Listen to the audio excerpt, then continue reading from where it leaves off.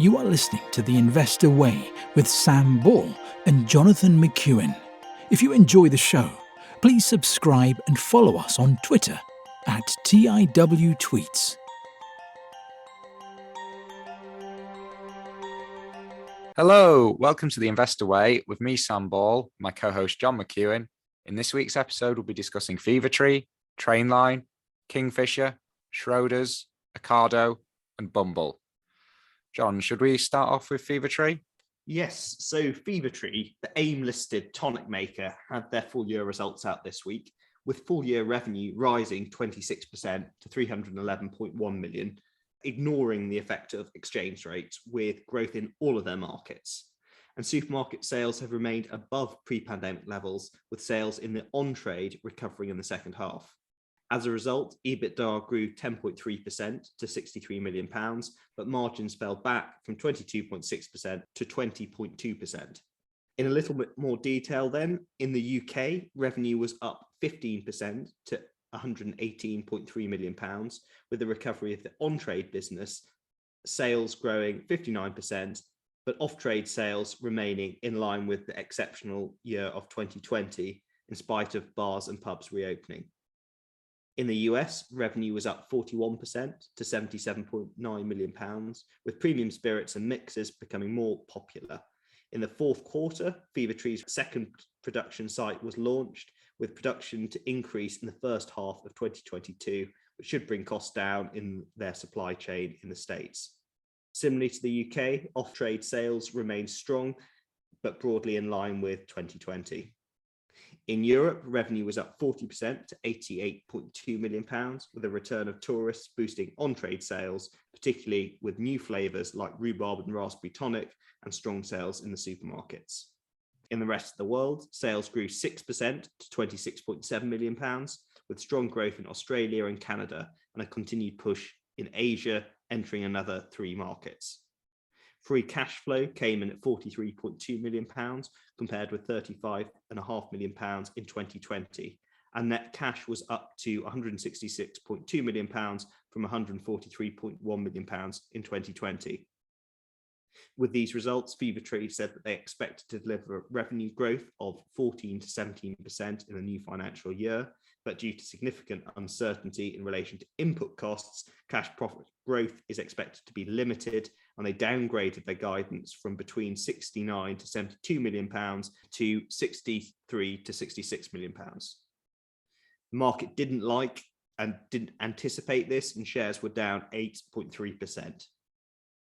They did increase the final dividend 2% to 15.9p, alongside a special dividend of 42.9p. In terms of valuation, Fevertree has a market cap of £2.15 billion and trades at 36.6 times earnings, compared with an average forward price to earnings ratio of 47.7 since listing in 2014. The shares currently yield in the region of 1%. I thought these results were good, but clearly not as good as they should be for such a highly valued company. And it's going to be a true test for Fevertree in the inflationary environment that we're now in, and how desirable their offering is and how many people are willing to pay up for it. And I think it's also worth mentioning that margins are going to come under extreme pressure, and they've already said that they're going to be down at least 2% from what they are at the moment, which is around 20%. And the other thing that's worth mentioning is that the on-trade demand is still behind that we saw in 2019, the pre-pandemic levels. I think what's exciting about the business, and I suppose behind a lot of the share price, is the potential in the US with this British premium play, and something that does have, albeit sort of pressured margins, decent margins, and that huge potential for growth over there. It's already saturated the British market, and if it could do the same in the US, the shares on that basis would be cheap. And I suppose that's what people are hoping for when they invest in Fevertree. Sam, what are your thoughts on these results from Fevertree? I think the results for the year they've just reported are excellent. I think the highlight for me would be the 41% US growth. I think that's fantastic. And I think that could, like you say, I think the US market could be a lot bigger than the UK. The guidance is concerning. 14 to 17% growth is not very high for a business. I know it's dropped, it's come down quite a bit since we last covered it, but a P of 36, that's still expensive for that kind of growth. I don't know if they would then surprise me. I suppose the only thing is, if I was looking at it, if I'm looking at the figures next year, I'm just going straight to the US figure. That's the one I'm interested in. If they deliver on US again, I'd say 36 times earnings could be justified. But I think last time, it has come down a lot since we last covered it. I think when we last covered it, it was getting on for, it was probably about £25 a share, and it's about 18 now. Last time we covered it, I think we both said that we like the business, but it's expensive. I think it was at a P of close to 50, in line with the average. I think we both said, well, if it got cut in half, maybe we'd have a look at it. It's just not there yet. Yeah. Will it get there though? Yeah, no, it's the same. I mean, I think at a fair evaluation, at a lower valuation, I would definitely be interested. But you can say that about a lot of businesses, and that's the difficulty.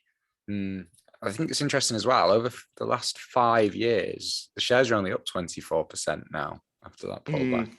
So it is a good example of businesses growing into the valuation. Because if you look at, I'll just get up the last 5 years of financials, but they are fantastic. And the PE, what you will have had is you will have had some serious multiple compression. So for the last 5 years, revenues up from 170 million to 311 million. And operating profits actually pretty much the same, but I guess they've just been plowing that back into the business. But it's a business that's almost doubled, and the shares are only up 24%. So it does show that you can overpay for these businesses, and the valuation does matter. Yeah. He said with Peloton in his portfolio. Yeah, well, exactly. Very, very, very difficult. Okay, fine. Let's move on. Trainline. Yes, Trainline. So for anyone who doesn't know, it's the app that you use to buy train tickets. They have come out with a full year trading statement. And on the UK consumer side of the business, net sales are, in fact, I'll do the actual increases first. So yeah, for the UK consumer side of the business, net sales are up 283% year over year to 1.8 billion. Trainline partner solution sales were up 284% and 290 million. International sales were up 78% to 418 million. And total group sales were up 222% overall to 2.5 billion. In terms of revenue, so that's just the net ticket sales. In terms of the actual revenue they take, UK consumer revenues up 248% to 153 million. Trainline Partner Solutions revenues up 26% to 15 million. International revenues up 85% to 21 million. And the total revenue for the group was up 181% to 189 million. However, now those are some very impressive figures, with everything up about 200%. If you compare those figures to the 2020 figures, UK consumer ticket sales are only at 89%. Trainline Partner Solutions ticket sales are only at 24%. International sales are only at 85%. And overall, the sales, the net ticket sales are only at 68% of the 2020 levels.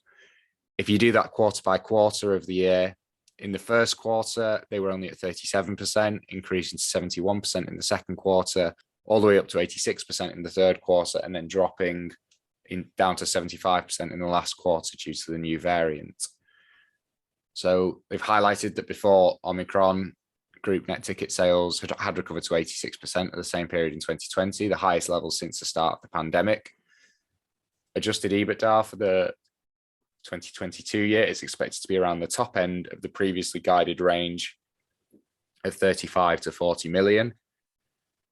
They've highlighted a driving shift towards digital ticketing. In the UK, e-ticket penetration increased to 41% in Q3. And that compares to 30% in 2021 and 21% in 2020, with significant runway ahead. I do think this is one of the things that is worth highlighting, because I think that increased penetration, I think once the actual ticket sales for trains recover to the pre-pandemic levels, assuming they do, I think the e-ticket penetration, I don't see that dropping back down. I think once people have gotten used to the e-tickets, it is a lot easier not having to stand there and like get it from a machine and just having it on your phone, and not having to, you can do it on the way rather than having to get there in time to get the ticket and stuff. So I think they could benefit from that quite significantly. And they've highlighted that their international growth acceleration plans are well underway and having an impact, having recently added Trenitalia France to their inventory and launched their first major brand campaign in Italy. If we look at the valuation, the company has a market cap of 983 million. There are no earnings, but it trades at 5.2 times the sales. And if it does come in at the top of the guidance, it would be at 24 times the adjusted EBITDA. So make of that what you will. In terms of the actual financials, because it only listed a few years ago, but in terms of the financials since it listed, we've only got 2 years figures. The financials are actually pretty poor. 2019 to 2020, revenue grew about 25%, and then fell off a cliff in 2021. So not a huge amount to go back and look at.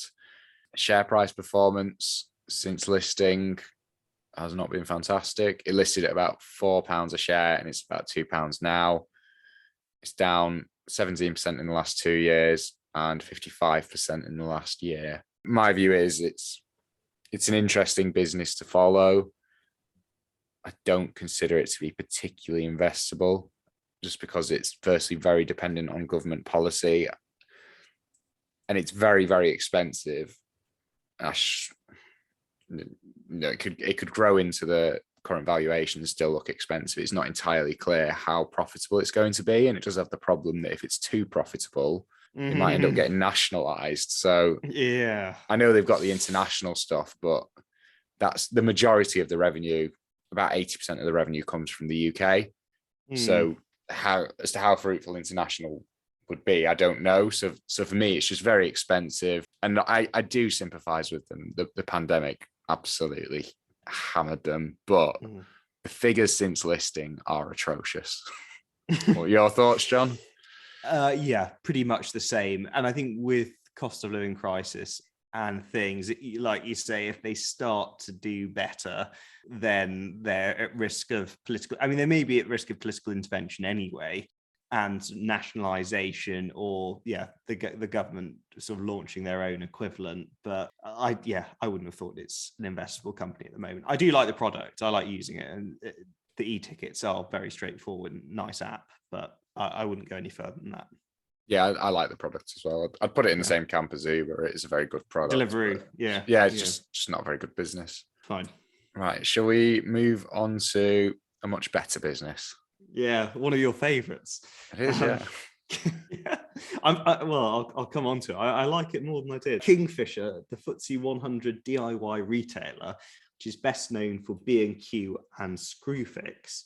They had their full year results out this week, with revenue up 9.7% on a constant currency basis to £13.1 billion, and an operating profit rising 24.7% to £1.14 billion, driven by strong demand across both retail and trade channels. Like-for-like sales were up 9.9% and 18.1% on pre-pandemic levels, with increased transaction volumes and average basket sizes.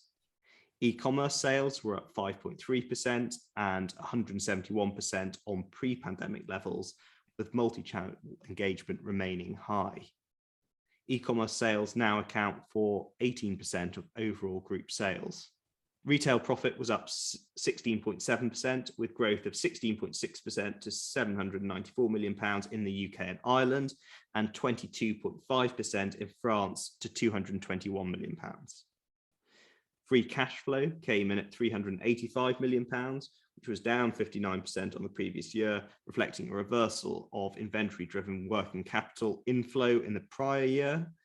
Net debt to EBITDA stood at 1 times compared with 0.9 times the previous year. And in terms of outlook, the group reported an encouraging start to the first quarter with resilient demand across all markets, but they remain mindful of the heightened macroeconomic and geopolitical uncertainty that has emerged since the start of the year. The group stated they've been gaining market share in the UK and France, effectively managing their product availability and supply chain and inflationary pressures. They're planning on developing the e-commerce marketplace further, expanding Screwfix in the UK and France, opening new stores in Poland, and further penetrating the trade customer. They comment that they will continue with the cost reduction initiatives and think that the COVID pandemic has established longer-term trends that are supportive to the industry, with a renewed importance of home, more working from home, and a new generation of DIYers. In terms of valuation, Kingfisher has a market capitalisation of £5.8 billion, trades at just 10 times earnings with a dividend yield of around 3%. I'd initially been, when we first covered Kingfisher on the show, I'd initially been quite wary of it as a traditional bricks and mortar retailer, which I was worried would be eaten up by the online competition with very price sensitive customers. And I thought that this might be particularly acute after COVID-19, which had maybe inflated those, or I suppose catalyzed existing trends, and whether things would drop back after that, and those big players from the US like Amazon might eat up Kingfisher. But I think actually it's seeing the Kingfisher offering and the physical retail combined with that sort of click and collect and e-commerce, which I think is probably particularly appealing to those sort of the on-trade customers, using the warehouses and the stores efficiently in a similar way to Next. I see a bit more why Kingfisher could be a good and, I suppose, very profitable business going forward. I'm a bit more bullish on it now for sure. And I don't think for 10 times earnings, it seems very cheap to me. And I had some of those concerns, particularly by you, Sam, actually, alleviated the more times we look at it. So yeah, I'd say maybe it might, could be going to the watch list, I think. Oh, what are your like thoughts? it. It's definitely not the sexiest business in the world, but that's not what we're looking for. I actually think the e-commerce is very good. I know it's only up 5%, but it's up 5% on the COVID figures. So over 2 years, it's up 171%. So it's the people who have been forced to use the e-commerce last year have stuck with it. And I think considering, because I do think it's the type of business where a lot of people, they want to go in and they probably do want to speak to someone, or they do want to feel it in the hand. I think it's a lot harder to get that same customer service from Amazon. So I think 18% of the sales is a good proportion considering what they actually sell and what they do. I would like to see it higher. And I think similar to what you said, I could see it being sort of a next sort of model, sort of business model, where it does actually work very well in terms of utilizing the bricks and mortar to strengthen the online. I mean, they are very, very good results. And considering these aren't the COVID results anymore, these are being compared to the COVID results, I think they're fantastic. And it shows as well, I think the management's belief in the business that the dividend's going up 50%. Yeah. So, and 10 times earnings. So it's got a yield of 3%, 10 times earnings. I mean, the share price it's not done very well since we started covering it, but I mean, it's not gone down very much. It's maybe gone from 12 to 10 times earnings, but I think you can just buy it and forget about it. I think that's probably a good thing about it. And it's at 10 times earnings, unless earnings fall off a cliff, it's a pretty cheap stock, really. And if they continue with the international expansion, if they continue, and the fact that it's Kingfisher, I mean, B&Q is absolutely massive. How have they increased their market share in the UK? You just wouldn't. You'd think they already had it all. Yeah. So, no, I think there's a lot to like, and I think it's a very, very good business. I think it's an underappreciated business. Yeah, well, by me included. That was but covering it. And like you say, it's not the sexiest business. It's just very reliable. Let's have a look at the last 5 years. Let's see what they look like. I'll see how wrong it was. I sort of vaguely remember it being quite flat pre-COVID. Yeah, it had been quite flat. So 2017 to 2019, sales only increased from 11.2 billion to 11.6 billion, then to 11.5 in 2020 and 12.3 in 2021. Then the operating profit, profit before tax. Yeah, profit before tax it's basically in line with 2017. So it's not massive growth, but I guess when you look at the figures it's putting up, at some point that will start to feed through, especially with the international. So no, I like it.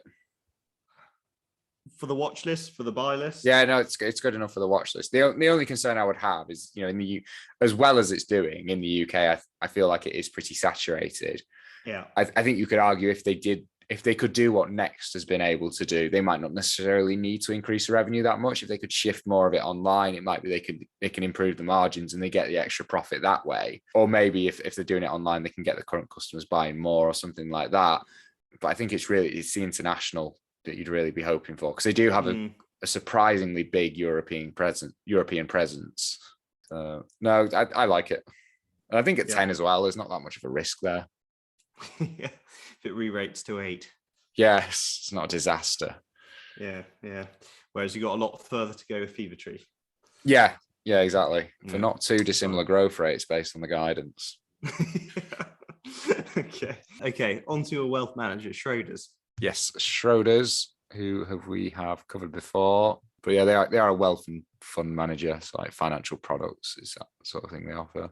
Yeah, so they've got 3 main segments: asset management, wealth management, and the group segment. Asset management is investment management, including advisory services in respect of equity, fixed income, multi-asset solutions, and private assets and alternative products.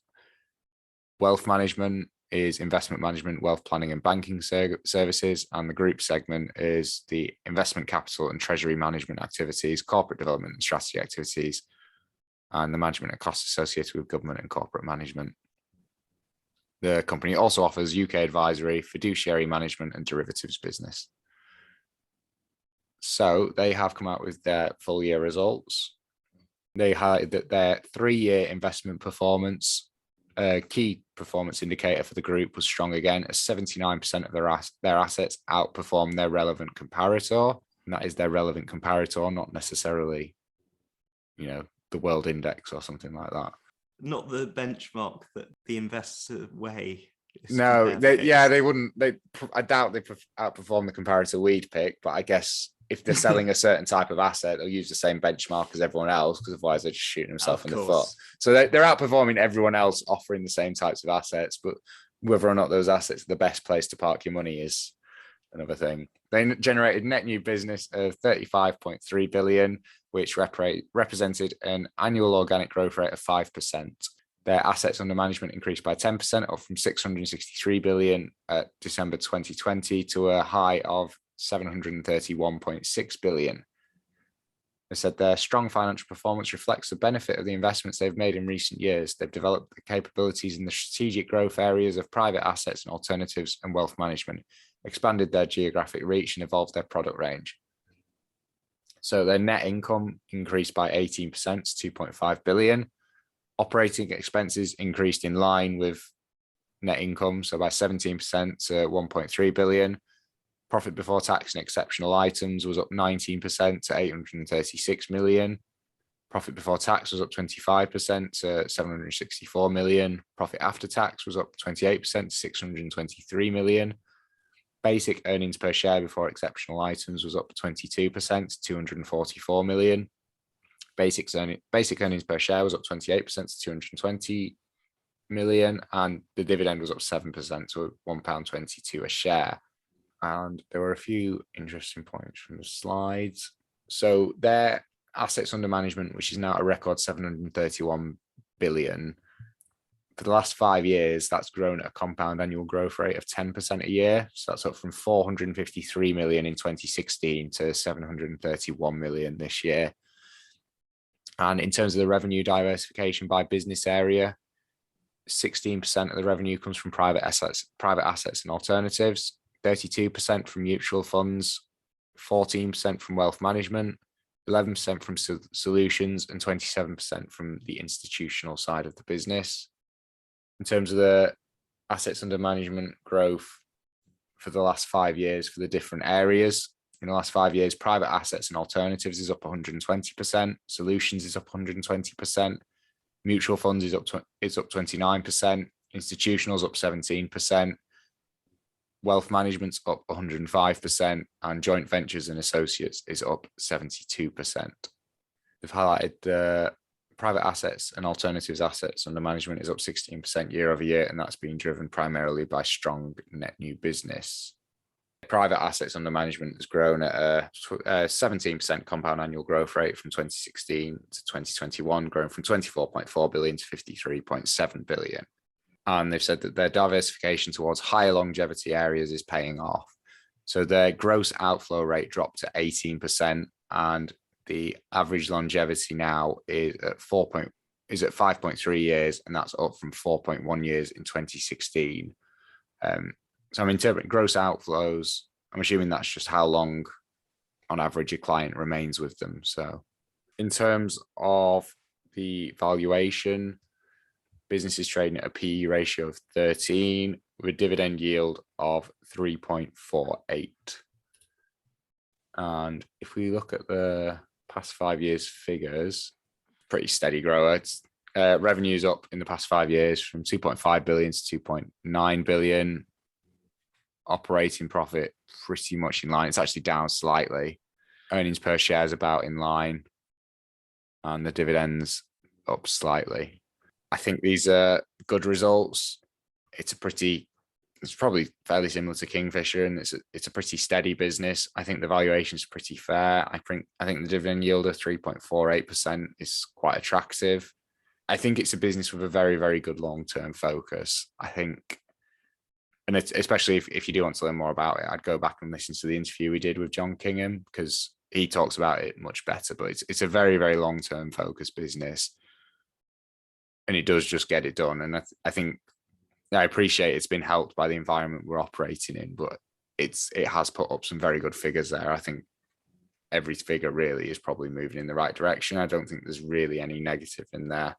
And I think a PE of 13 is pretty fair.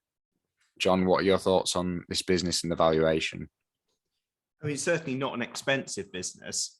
I'll have to go back and listen to John Kingham's analysis of it. With all of these wealth managers, one of the things I do worry about is, I suppose, the race to the bottom and a lot of these very low cost tracking funds coming into the market, and whether in the longer term people are going to be switching to those rather than staying with established wealth managers. But I suppose so far they have stood the test of time, and Schroders has been around for more than 200 years. So that may not be correct, but I suppose it's a worry that I would have. Well, Schroders is as well. It's a very global business. So what's happening in the UK could, in emerging markets, it could take years for that to feed through there. And even then, we don't know how it's going to look. So as an example, only 32% of the revenue actually comes from mutual funds. It is fairly well diversified across like the different segments. So even then, they'd have so long to adapt, and they have.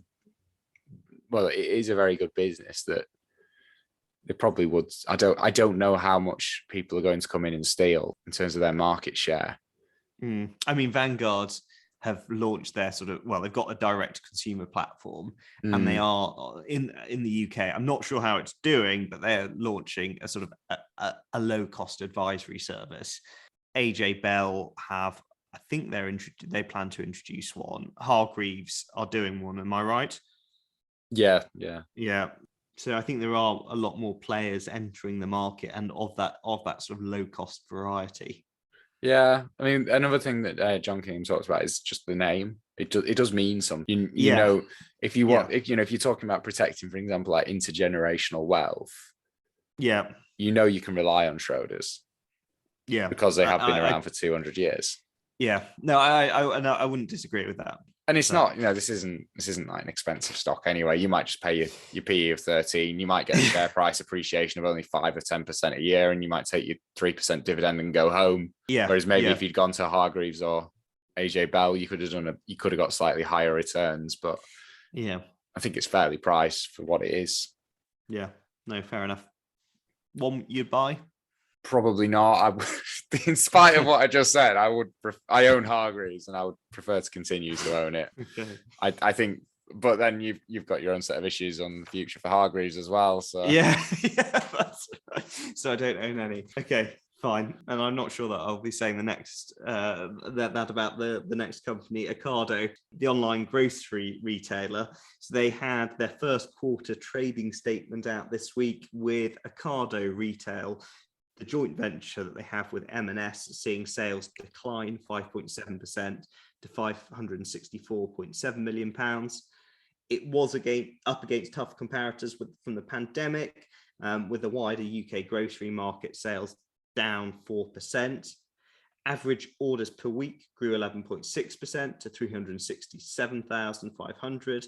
However, that was more than offset by a 15% fall in average basket size to £124.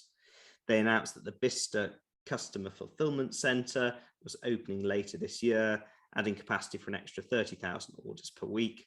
A new Zoom facility with the same-day delivery capability is also opening in Canning Town this spring, with further sites in the pipeline. Ocado also commented that they had seen a significant increase in costs from raw materials to energy, and they were attempting to pass these on to the customers through higher prices. Full year revenue growth is set to be lower than previously guided, around 10% rather than mid-teens, and underlying EBITDA expected to come under pressure. Shares were down 7.5% on the news. And if we look at the valuation of the company, it has a market cap of just under 10 billion, trades at about 2.9 times sales, and that's broadly in line with its 10-year average.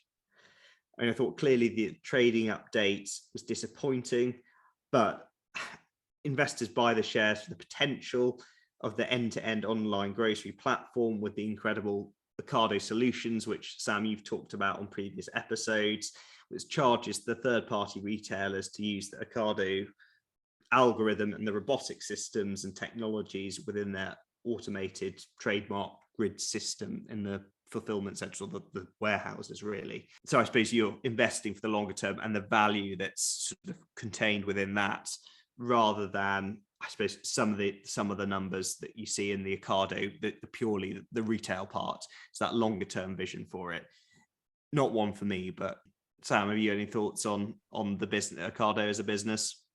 I think these are very poor results, actually. I think in the past, or it's a poor statement anyway. In the past, we've covered it, and we've had quite a bit to say about the valuation, but it's certainly true. We've covered it throughout the pandemic, and it's been getting the job done. It's been doing a good job at growing the business. But and I appreciate what you say, that this is just on the retail side, but if their sales dropped 5.7% and the UK grocery market was down 4%, they've actually lost market share, and that's not good. It is priced for growth and it's not delivering it. And not only is it not delivering on the growth, it's also got costs eating up into it the other way. It's interesting to look at the share price, because it's not too long ago we talked about it on the show, because it had a higher market cap than Tesco very briefly. I think it was over £25 a share. I think it might have been approaching 30. It's now at under £11 a share. So it's down about 60% from the highs. It's priced as if the pandemic never happened now. It's given back pretty much all the pandemic gains, but the problem is it was very expensive before the pandemic. So I still wouldn't say it's a cheap stock. I think this statement is quite poor, and I think they probably know that as well. That's probably why they felt the need to issue it. But yeah, I can see why the market's reacted to it the way it has, because it is priced for growth and it's not, if you'll pardon the pun, it's not delivering. Okay, fine. On to our US company then, Bumble. Yes, Bumble. So for anyone who doesn't know, Bumble is the parent company of Bumble, Badoo, and Fruits. The Bumble platform enables people to connect and build equitable and healthy relationships. It's a dating app. It's not really said that, but that's what it is. Founded by CEO Whitney Wolfe Herd in 2014, Bumble was one of the first dating apps built with women at the center. Badoo, which was founded in 2006, is one of the pioneers of web and mobile dating products. Fruits, founded in 2017, encourages open and honest communication of dating intentions through playful fruit metaphors. I haven't tried that one. Okay. So they have come out with their Q4 and full year results. I should say as well, this is a stock that only fairly recently went public. I'll just check. So it only went public in March last year. So they've only been listed for just about a year now. So I'll start with the CEO, Whitney Wolfe Herd's statement. She said, "We're pleased to deliver another quarter of strong revenue and adjusted EBITDA growth and are excited to add fruits to our family of global market leading apps.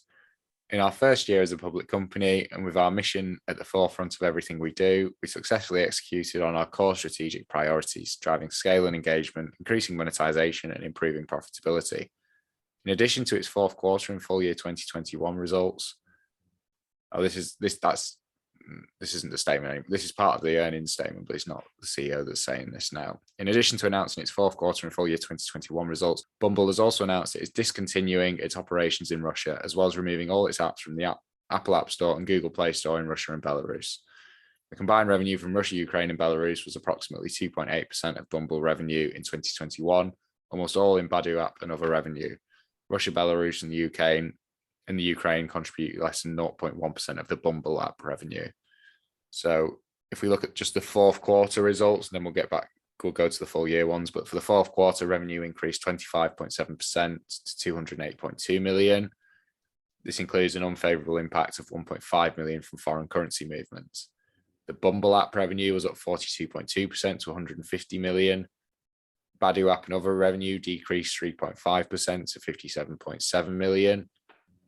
Total paying users increased 10.6% to 3 million. Total average revenue per paying user was $22.83 compared to $20.02 a year ago. Net loss was 14.7 million or 7% of revenue compared to a net loss of 15.8% of revenue a year ago.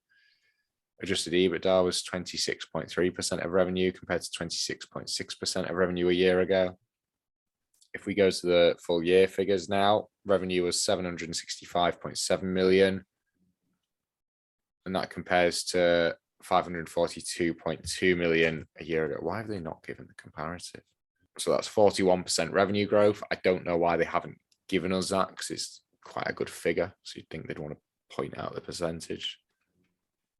And Bumble app revenue was 532.9 million. And that's up 58% compared to a year ago. Badoo app revenue was only up about 10 or 15% from 205 million to 232 million. Total paying users increased 15.5% to 2.9 million. Total average revenue per user was $21.68 compared to $18.89. Net earnings loss was 37.5% of revenue compared to 20.3% a year ago. Adjusted EBITDA was 27.1% of revenue compared to 26.4% a year ago. And they've said, "We finished 2021 with a strong fourth quarter, highlighted by Bumble app's 42% year-over-year revenue growth and an increase of 108,000 paying subscribers quarter over quarter," added the CFO. "We expect Bumble app to have another strong year in 2022 and grow revenue 34 to 36% year-over-year, driven by continued international expansion and product innovation." So in terms of the paying users, so they've got 1.6 million now for Bumble and 1.3 million for Badoo apps and other paying users, so giving them a total of 2.9 million. Average revenue per paying user for the final quarter was $30.57 for Bumble and $13 for Badoo and other apps. And that gives a total average revenue per paying user of $22.83. They've given guidance for the 2022 year as well. And they've said they expect revenue in the range of 934 to 944 million, which is, I think it'll be the 34 to 36% that was mentioned by the CFO. And they expect the adjusted EBITDA margin to be in the range of 26.5 to 27%. The revenue outlook is based on the following considerations. That's the revenue growth of 34 to 36% for the Bumble app and a loss of approximately $20 million of revenue from Russia, Ukraine, and Belarus due to the conflict and the company's subsequent decision to remove all of its apps from the Apple App Store and Google Play Store in Russia and Belarus. This will predominantly impact the Badoo app and other revenue. And they're expecting an unfavorable impact of approximately 20 million from foreign currency movements.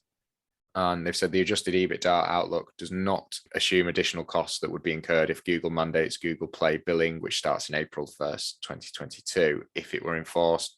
it would result in incremental costs of $16 million for the remainder of the year.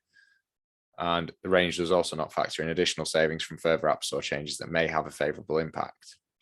In terms of valuation, since listing, businesses being cut in half, and it's now got a market cap of about 5.38 billion.